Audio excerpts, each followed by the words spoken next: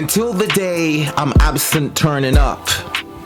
My life attendance will be that of a student with straight A's that revised until it were enough. No apology for the analogy that best describes my terminology.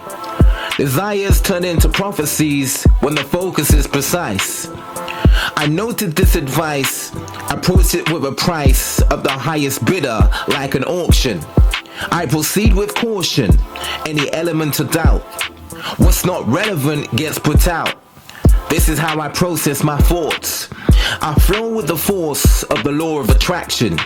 The energy I give is what I'm asking to mirror me back. My will is strong as an animal with a silvery back.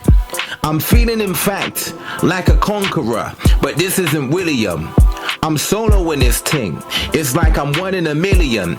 With my kindness I'm killing them, bringing them a smile that's infectious. Always wake up the right side of my bed before my breakfast, which makes for better days and better aims, like living your dream for a better wage. Can't forget the stage that Shakespeare told me this world is. I make clear this is the game face I wear to confirm this. I view my goals daily and say I'm gonna earn this, but there's a process involved, like a diamond through the furnace. Diamond through the furnace. Like a diamond through the furnace. Like a diamond through the furnace.